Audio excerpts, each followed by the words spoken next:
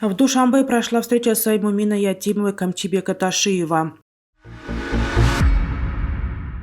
Начался судебный процесс над судьей, попавшего в немилость после оправдательного приговора.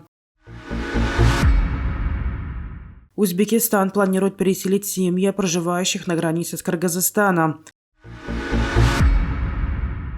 Комрони Субхон, один из нападавших в иранском мавзолее Шах-Черах, ранее находился на заработках в России. Очередное заседание правительственных делегаций Таджикистана и Кыргызстана по делимитации демаркации таджикско-кыргызской государственной границы состоялось 14 ноября в Душанбе. Об этом сообщает ГКНБ Республики Таджикистан.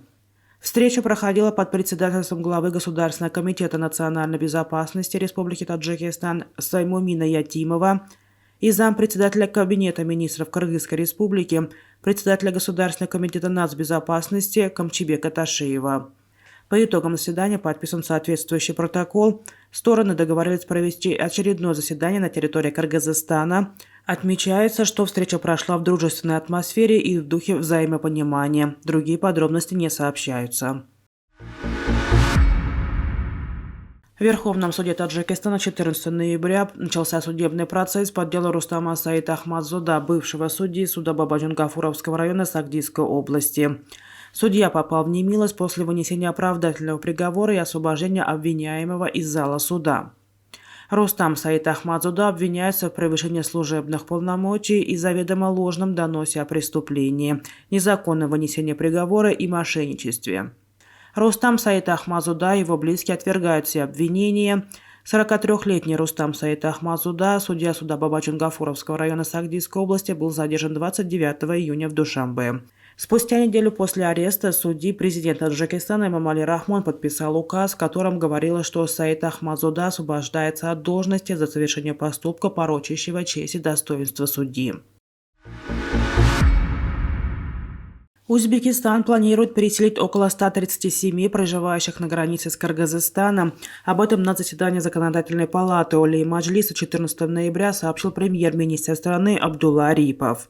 По его словам, после делимитации и демаркации приграничных территорий на расстоянии 50 метров от границы будет создана защитная полоса и 2 ряда ограждений, а также выполнены другие требования, связанные с обороной и эксплуатацией. Глава правительства отметила, что жители могут получить компенсацию для строительства нового дома или купить жилье в новом месте. Абдулла Арипов подчеркнул, что никто не останется недоволен, поскольку этот вопрос лично контролирует президент.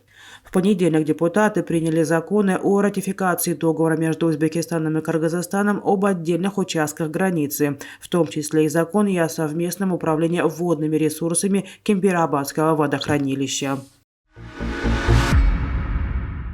23-летний уроженец Таджикистана Комрони Субхон, которого обвиняют в нападении на мавзолей Шах-Черах в иранском городе Шираз, ранее находился на заработках в России.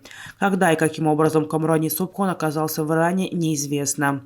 В Тегеране заявили, что таджикистанин причастен к нападению на мавзолей Шах-Черах в городе Шираз, расположенный на юге Ирана.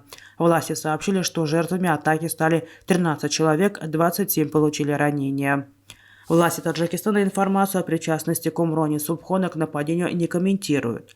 Журналисты радио Зуды побывали в городе Гесар, где проживает семья предполагаемого террориста, однако родные и близкие Комрони Субхона от общения с журналистами отказались. Как стало известно, Комрон в 2019 году уехал на заработки в Москву, предпочитая миграцию в учебе в Институте предпринимательства и сервиса.